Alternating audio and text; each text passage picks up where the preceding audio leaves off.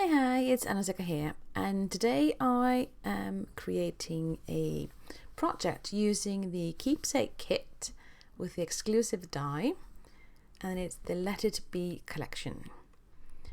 And these dies are absolutely gorgeous. Here I've cut out the hexagon part, or one of the hexagons, and the bees, and I'm going to be using the bees as individual bees. That's what I love about this die set. Now, I started off by cutting the background, which is a chipboard piece, because it's going to be a wall hanging, to 7¼ by 5¼ and I painted it black. Just used acrylic paint. And then the larger pattern paper piece is 6½ by 4½ and the smaller one is 6 by 4 inches.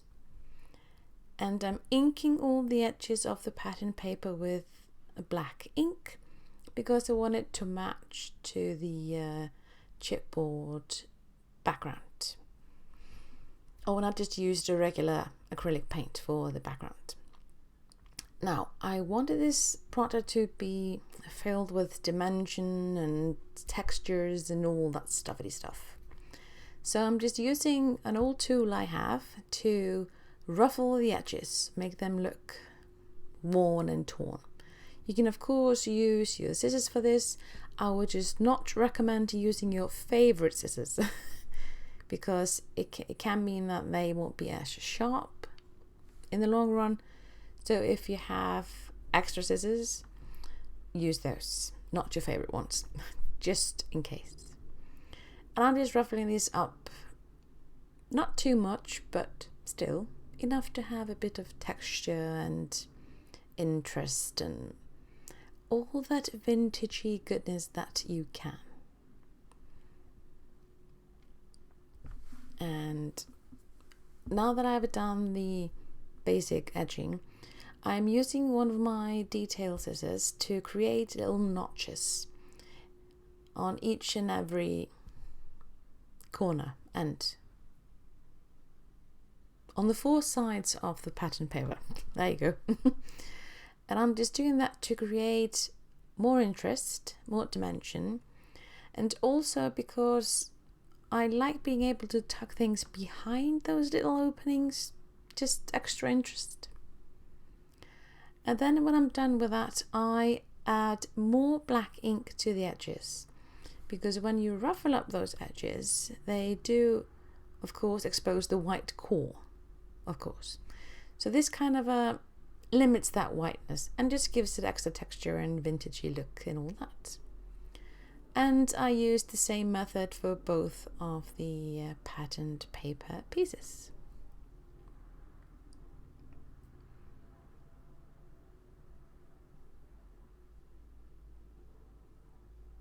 Now I'm just checking if these look all right, if the torn little edges match up and such.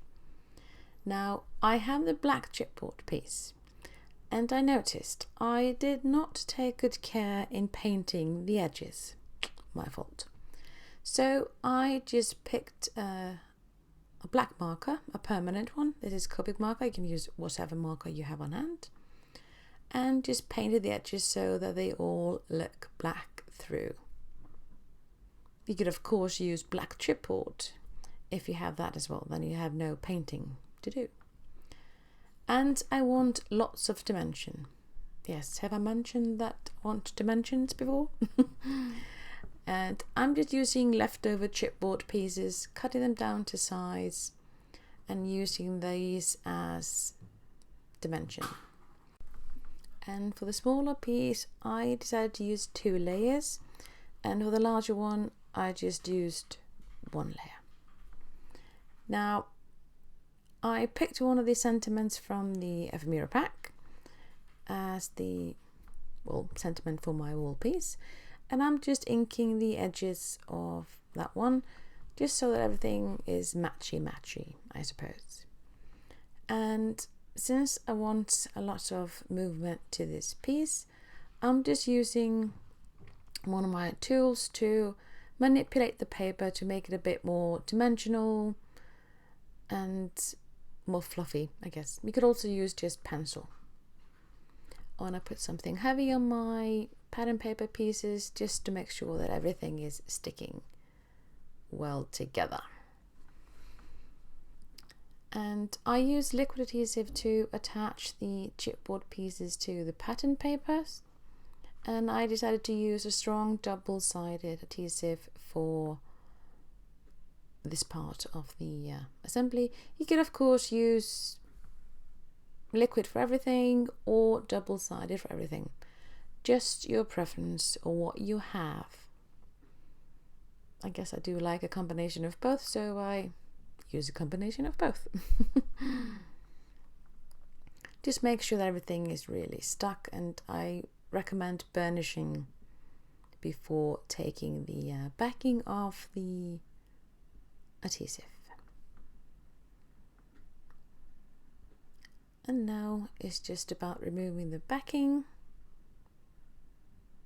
of the tape, and then I just apply the larger piece on the chipboard background, and I'm centering it ish. It's just, I'm not being too precise, just if it looks good, it's gonna be stuck there. And just burnishing again to make sure that everything is sticking together nicely, no air bubbles and such and stuff. You might not need to, but I do like to be extra thorough because I don't like things falling apart. Doesn't look good, does it? And then I just put that in the center ish again, and this will be my main piece of the work image itself. And then I decided to fussy cut several sunflowers from some of the papers in the collection, because when I look at it after I've stuck the larger pieces, I knew that I wanted a bit more dimension. So now I have the die cut of the honeycomb. I die cut it from gold cardstock and added another cardstock behind, so it's double, it's a bit more sturdy. And I'm just taking that towards the bottom ish to create a bit of a grounding, I guess, for the sentiment. Beautiful die, and I like how the gold looks. And then I have the sentiment, and I used foam dots for that, and I put 2 foam dots in the middle of the sentiment, just for added dimension. And then I'm just doing the same thing as I did with the sentiment with the flowers, just manipulating them a little bit so they look a bit more dimensional and I guess lifelike-ish in a way.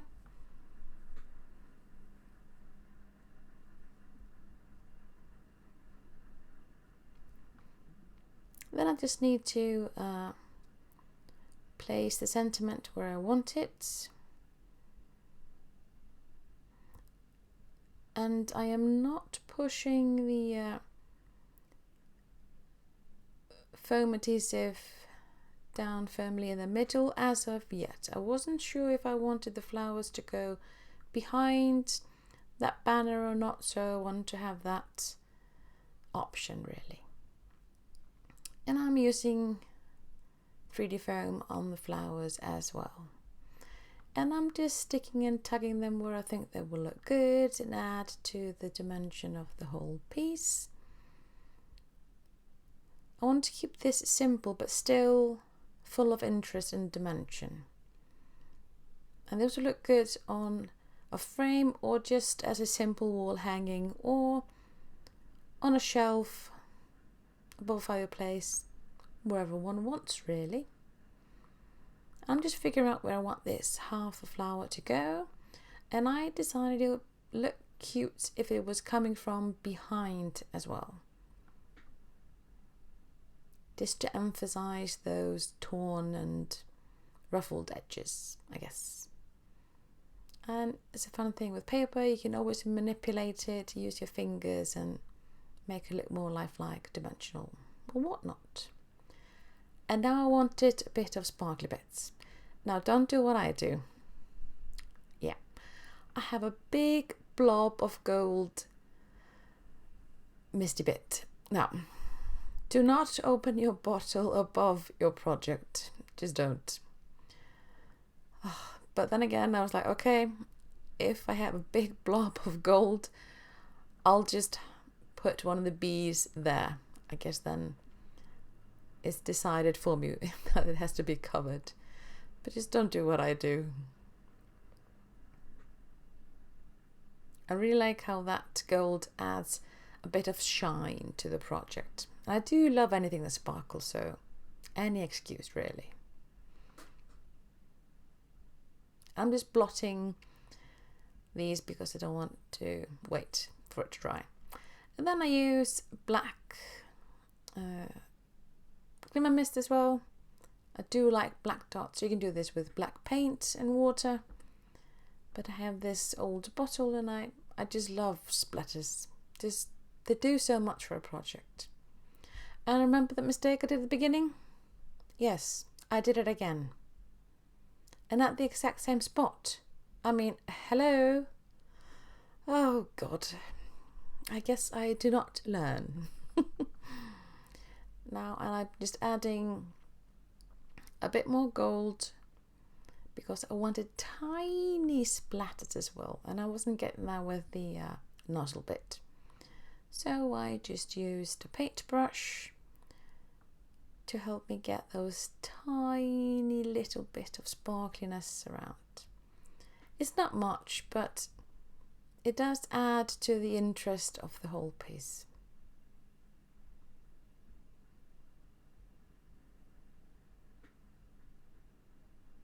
And now that I've done all the sparkly bits and the splatters, I'm again just dotting off the black ones because, like I mentioned before, I don't like waiting. I could have left it to dry or used a heat gun, but yeah, I didn't. So if you're impatient like me, just blot it off.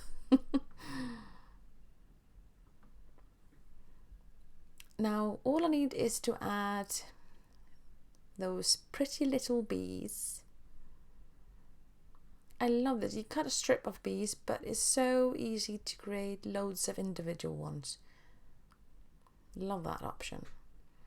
And I'm just using a bone folder to manipulate these little bees just to make the wings a bit more dimensional.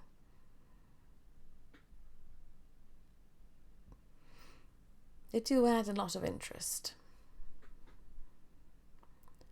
And then I just need to figure out where I want to place them. And obviously we want one bee in that gold blob that I managed to create 2 times. And just placing the other 2 on 2 different angles. And I'm just using liquid adhesive to stick the bees to the piece. It's easy and yeah, mess free, I guess. Little goes a long way, so just don't overuse your liquid glue because these are tiny little pieces. But they make such a difference to the whole thing and add such dimension and interest to that little simple piece.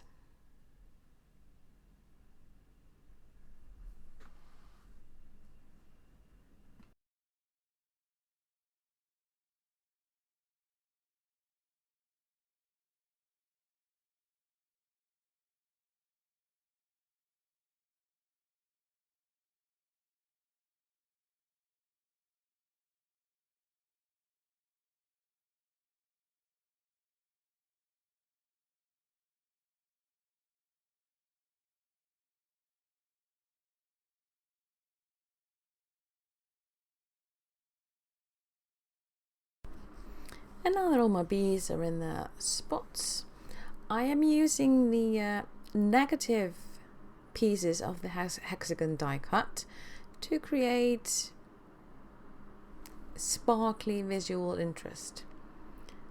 So don't throw those away. Should have said at the beginning, but they are really like tiny little gemstones. So I really like how they add a bit of golden touch to the whole piece, and also connect the hexagon to the or the bottom hexagon piece to the rest of the wall piece. And the best thing about these is that I can tuck these behind those spots that I forgot the word, where I made those folds in the pattern paper, so they look like they're coming from behind. I love that.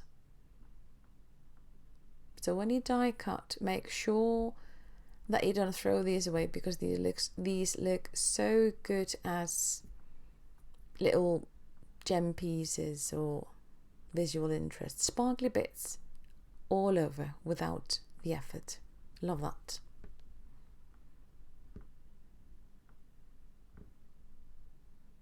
The only problem with me with these is that I might use too many because they're so pretty and they're sparkly. But I tried to go for 2 clusters of 3 and then 2 clusters of 2 pieces. So it wouldn't be too much of a distraction, but it should aid the eye to go a certain way when they look at that piece. Let's see. Well, that's a problem that I do have with anything sparkly bits, is that I have a hard time stopping. And that's the piece done, really.